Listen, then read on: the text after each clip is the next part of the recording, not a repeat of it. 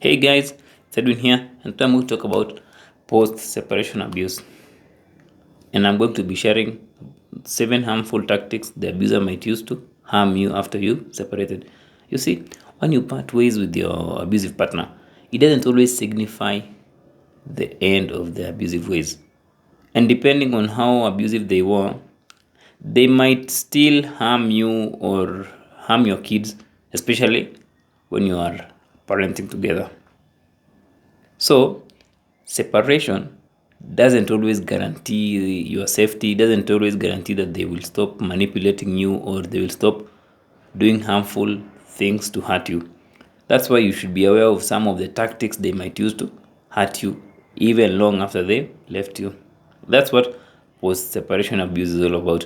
It refers to any pattern of coercive and controlling behaviors that occur after you've ended that relationship with that abusive person, after you've ended that relationship with your ex-partner.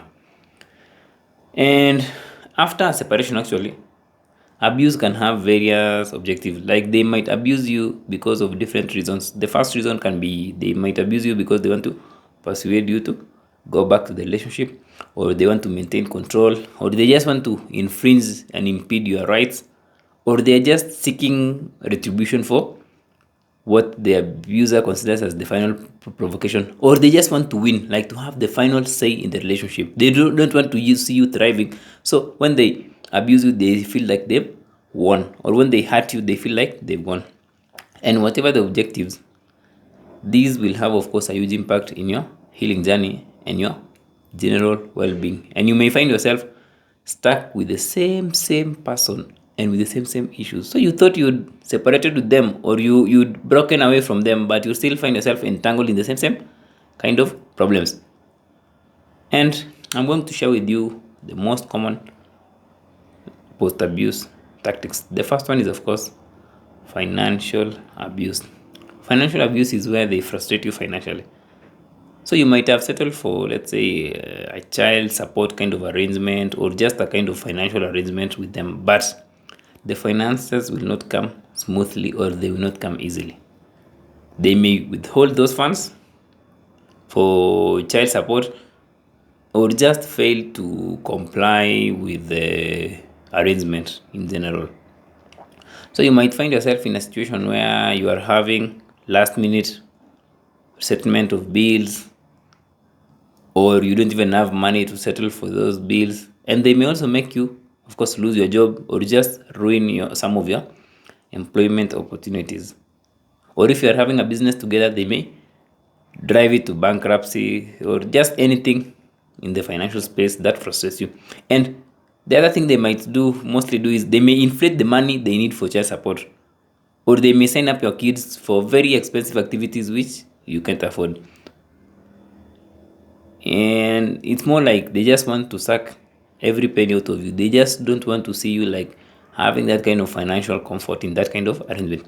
And another common one is the abuser may decide to, this is actually something I had it like 2 weeks ago. The abuser may decide to lose their job, or to quit their job, so that they can avoid sending you any form of support. That's how far they can go. So it's not always easy to have these uncertainties around money, and that's why after you leave that relationship, always strive to be self-reliant. Even if they are paying for child support, don't always rely on that, because you will get frustrated. So always work on making your own money. The second one is legal abuse. This is actually the tactic where they use legal actions and unfounded allegations of child abuse to dominate, threaten, and financially burden you, or just to secure custody as a means of ongoing control over you. So what the abuser might do is, the abuser may appear as this loving and nurturing parent who desires equal or main parenting time, while in reality the intention is to establish a means of ongoing harassment and control towards you. And oftentimes the abuser may fabricate like a misleading story, or they may just tell lies about you, suggesting that you may be psychologically unstable, or you may be insane, so that they can take full custody of the kids. It's just about using the legal system to frustrate you. And some of the things they may do actually is they may, of course, delay signing the paperwork. They may just come up with legit excuses on why they can't do the signing. They may fake being sick. It's just about using the court system to bully you. And they might push you to be going for repeated court sessions, which some of which have no significance at all. And the thing about court battles is, of course, they are costly in terms of money and time, and also just frustrating you. And that's the second one, legal abuse. Just using the legal ways to frustrate you, and just to feel that, just to push you to this point where you really feel that you can't break that grip away from them. The third one is monitoring, stalking, and harassment. The abuser may also track all your movements. They may track all your steps in social media. They may track all your activities and even some of your communication. Yes, you might be having a protective order or a restraining order, but they will always cross the line. And at times they may also contact you unnecessarily.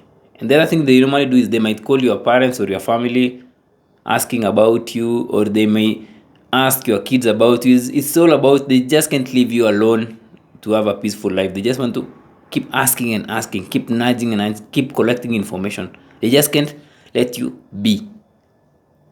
And they might also do this with the pretense that they are just concerned for the kids. Like they might ask you where you are, like they're just concerned for the kids, but the main aim is to keep you frustrated and keep you away from having that peaceful life you deserve. The fourth thing they might do is child abuse or neglect. So the abuser may expose your kids to dangerous activities, or just let them engage in some unhealthy kind of behaviors and activities. And the most common ones are, of course, making them watch too much TV, or giving them or feeding them with unhealthy meals, or exposing them to alcohol and other substances. They might be having house parties and the kids are around. That's a common one. Or just any kind of activity which, in the long run, may not have the best outcome on the kids' well-being. And the kids may also love it, because a kid will love watching TV, but in the long run it will not be the best for their own general well-being. The other thing they might do is they might leave the kids in dangerous situations or places without any adult supervision. They might say leave the kids all by themselves at home and go out. That's what normally happens. And on the extreme end, actually, other abusers may physically, psychologically, and also like sexually abuse the kids. And it's actually not the easiest one to take, but that's where you need to always step up to be that parent who can listen to the kids, or you can be mindful of what your kids tell you. The fifth one is counter parenting. The thing they do here is they always work against you in your co-parenting journey or in your parenting journey. This is where they will just do something contrary to what you are doing in the parenting, not with good intentions in mind. They just want to frustrate you. It might end up harming the kids, but they don't care about it. They just prioritize their own say in that parenting arrangement. So when you're not aware, you may find yourself having this tussle on who the kids should listen to, or telling your kids like, hey, do you trust me, or listen to me, they're lying. Yet, because the thing is they cannot compromise. But you on your own, when you're not aware of this, you'll also find yourself telling your kids, hey, why don't you trust me and everything. So you'll find yourself in the middle of this tussle between who is the better parent, or who the kids should listen to. And this will, of course, will end up being harmful to the kids and harmful to you. The sixth one is isolation and discrediting. So the abuser may also manufacture lies, spread rumors, false accusations about you. They may spread these accusations, of course, to your coworkers, to your support network, or just all those people around you. They just seek to paint you as this bad person who should be isolated or who people should avoid. They may talk about how, let's say, you've stopped them from seeing their kids, or how you've ruined their lives, or even talk the extreme end of talking about you having infected them with an STD. It's all about smearing your name, and then so that they can come out as this good person in this picture. The last one is threats and intimidation. They may also resort to threats of how they are going to ruin your life, or how they are going to make it hard for you to just live peacefully. And the thing about these threats is they will not do it in such a way that you can present them in court. No, they'll just do it instead that they keep themselves safe, but in a way that you have to just live a life where you watch your back. They may do something like they'll expose your nudes, or they'll make you lose your job, or even threaten your life. So you'll just find yourself being on high alert and feeling scared. So there are just many things they can do. And it's always good to know that when the relationship is over, it doesn't mean that their abusive ways are over. They'll always try to make your life a living hell, even long after you've left them. So you might think that the separation will stop them from like toying with you, playing with you, manipulating you, but of course, that's never the case. That's why the end of the relationship actually is not really the end, but it's more of the beginning for you. It's more of the time and the space for you to really work on yourself. And when you don't do the inner work or the work here, you'll still be enmeshed or entangled in the games of deceit and manipulation. Because, of course, they still know the buttons to press, and they still know how to get to you. And you'll find yourself feeling frustrated, sad, angry, helpless, and confused at what else you need to do to deal with them. What else you need to do to deal with your abusive ex. You thought that leaving them was enough, but now you'll be thinking about like what strategy should I use to deal with them. And actually, the best strategy of dealing with an abuser is after separation is not even learning about strategies. No, it's more of you going inwards and dealing with those unhealed wounds. You going inwards and dealing with those parts in you which need healing. And when you address the inner, it will always be easy for you to deal with the outer circumstances, because you will be responding instead of reacting to their abusive ways. So when you are healed, you respond. But when you are unhealed, you react. And when you react, of course, it will be more hurtful to you.